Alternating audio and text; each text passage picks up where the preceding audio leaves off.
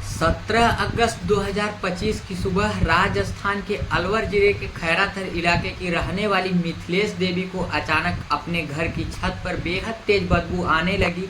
उन्होंने उसी वक्त जाकर झांक कर देखा तो छत पर एक नीला ड्रम पड़ा हुआ था और बदबू वहीं से आ रही थी। अब जैसे ही उन्होंने यह सब देखा तो उन्हें समझ में आ गया था कि मामला गड़बड़ है और इसके ठीक बाद उन्होंने तत्काल इसकी सूचना पुलिस को दे दी। अब जैसे ही यह सूचना पुलिस को मिली कि घर की छत पर एक नीला ड्रम पड़ा हुआ है और उसमें तेज बदबू आ रही है, तो उनके भी कान खड़े हो गए, क्योंकि आज से ठीक 5 महीने पहले की घटना को शायद कोई भूल पाया होगा, जब मेरठ की मुस्कान ने अपने प्रेमी के साथ मिलकर अपने ही पति को नीले ड्रम में चुनवा दिया था। और अब जब राजस्थान की पुलिस घर की छत पर रखे नीले ड्रम की सूचना मिली तो तत्काल पुलिस की एक टीम मौके पर पहुंच गई और घर के वहाँ पे जो बदबू था उसका पीछा करते हुए छत तक पहुँच गई। देखा तो वहाँ पे एक नीला ड्रम पड़ा हुआ था जिसमें से बहुत तेज बदबू आ रही थी। इसके बाद एक शख्स से कहा गया कि जाकर देखो ठीक उस ड्रम में क्या है।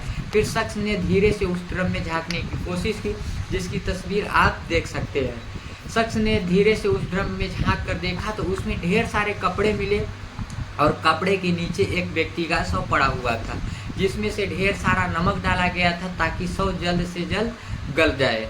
लेकिन अब इसमें बड़ा सवाल यह था कि आखिरकार यह शव किसका है, और जल्द ही जांच में पता चल गया कि वह शव उत्तर प्रदेश के शाहजहांपुर के रहने वाले हंसराम का है। वही हंसराम जो है घर की छत पर बने एक कमरे में किराए पर अपनी पत्नी और 3 बच्चों के साथ रहता था। लेकिन अब वहाँ पे नीला ड्रम और हंसराज के शव के अलावा कोई और नहीं था। उसकी पत्नी लक्ष्मी और सुनीता और 3 बच्चे गायब थे। लेकिन बात सिर्फ यह नहीं थी, पुलिस अपनी आगे की जांच में यह पता चलता है कि मकान मालिक मिथिलेश देवी का बेटा जितेंद्र अचानक गायब हो गया था।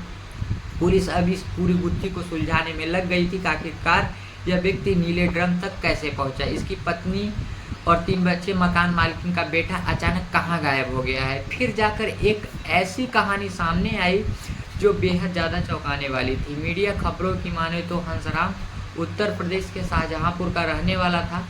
एक बेहद गरीब परिवार से था और इसी आर्थिक तंगी की वजह से हंसराम नौकरी की तलाश में एक बार राजस्थान के अलवर जिले के एक ईंट भट्ठे तक पहुंच जाता है। वहां पे ईंट भट्ठे में जितेंद्र का जो होता है पिता, जितेंद्र वहीं पढ़ाई लिखाई का काम किया करता था। जब हंसराम ईंट भट्ठे तक पहुंचा तो वहां पे उसकी मुलाकात ठीक जितेंद्र से हुई। जितेंद्र से कहा कि मैं उत्तर प्रदेश का रहने वाला हूं और मुझे काम की तलाश है।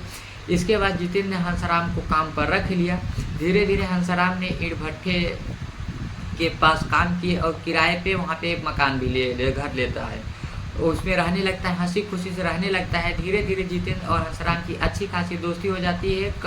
इनकी दोस्ती इस कदर बढ़ जाती है, जितेंद्र अब हंसराज के घर पे आने जाने लगता है। कई बार एक लोग बैठकर साथ में शराब भी पिया करते थे। दोनों की दोस्ती काफ़ी ज़्यादा गहरी हो गई थी। और इसी बीच जितेंद्र को पता चलता है कि हंसराज की पत्नी लक्ष्मी उर्फ सुनीता रील बनाने की बड़ी शौकीन है। जितेंद्र ने लक्ष्मी के ढेर सारे रील देखे और उसकी बड़ी तारीफ की। और फिर धीरे धीरे जितेंद्र और हंसराज की पत्नी के बीच बातचीत शुरू हो गई। फिर बातों का सिलसिला कुछ ऐसा चला कि जितेंद्र और लक्ष्मी के बीच अवैध संबंध बन गए। लेकिन इस बात की खबर हंसराम को बिल्कुल भी नहीं था। धीरे धीरे हंसराम शराब का काफ़ी ज़्यादा आदी हो चुका था। दूसरी तरफ उसकी पत्नी का अवैध संबंध के दोस्त के साथ चल ही रहा था, लेकिन इसका दोस्त उसकी पत्नी खुलकर नहीं मिल पा रहे थे। तब जितेंद्र ने हंसराम को ज़्यादा शराब पिलाना कर दी ताकि शराब पीकर वह बेहोश हो जाए। फिर जितेंद्र और लक्ष्मी दोनों खुलकर मिल सके। धीरे धीरे वक्त बीतता गया और फिर जुलाई का महीना आ गया, यानी सावन का महीना आ गया। सावन के महीने में ज़्यादातर ईंट भट्ठे का काम पूरी तरह से बंद हो जाता है। इसलिए एक दिन हंसराम ने जितेंद्र से कहा कि अब ईंट भट्ठे का काम बंद हो चुका है, उसकी कमाई भी बंद हो चुकी है, इसलिए अब वो अपने गांव जाना चाहता है और जैसे ही बारिश का मौसम खत्म होगा वह वापस अपने काम पे आ जाएगा।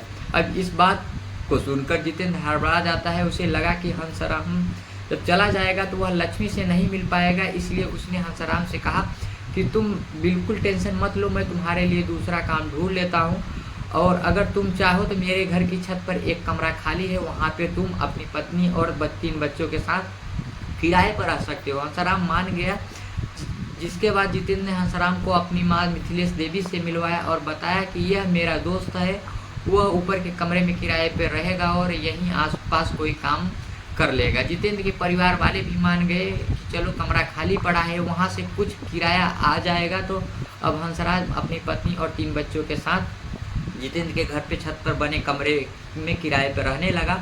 और जितेंद्र के लिए अब लक्ष्मी से मिलना और भी ज़्यादा आसान हो गया था। इस बीच की बातचीत लक्ष्मी से जो होता उसकी माँ मिथिलेश देवी को होने लगी थी। उसने एक दिन बताया कि उसका पति बहुत ज़्यादा शराब पीता है और धीरे धीरे इन दोनों की बातचीत शुरू हो गई। इसके बाद घटना से ठीक कुछ दिन पहले अचानक एक दिन लक्ष्मी सीधा मिथिलेश देवी के पास पहुंची और कहा कि मुझे एक पानी का ड्रम चाहिए। उन्होंने कहा कि तुम ड्रम क्या करोगी? तब उसने कहा कि मुझे पानी स्टोर करने के लिए ड्रम चाहिए, क्योंकि पानी जल्दी ख़त्म हो जाता है।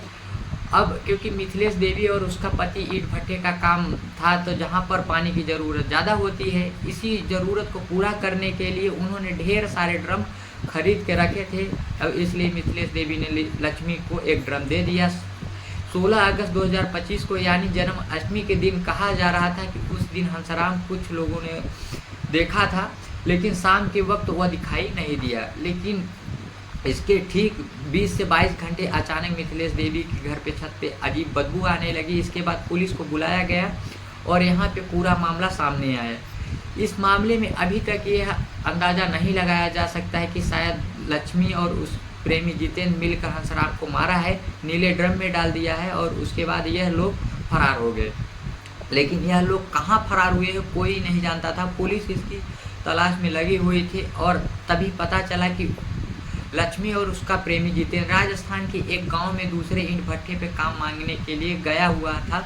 लेकिन आप जानते हैं कि आज का जो ज़माना है सोशल मीडिया का है, कोई भी घटना किसी से छुपती नहीं है। राजस्थान ही नहीं बल्कि पूरे देश में इस घटना की चर्चा हो रही थी।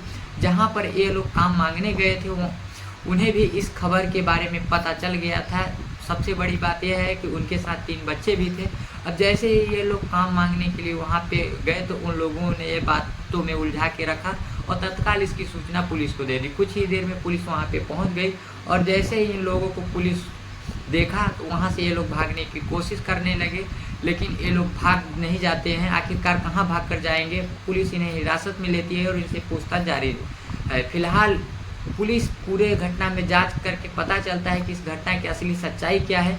तो साथियों, पूरे मामले का अपडेट पाने के लिए आप लोग चैनल को सब्सक्राइब कर लीजिएगा। मिलते हैं एक नई खबर के साथ, तब तक के लिए आप लोगों का बहुत बहुत धन्यवाद।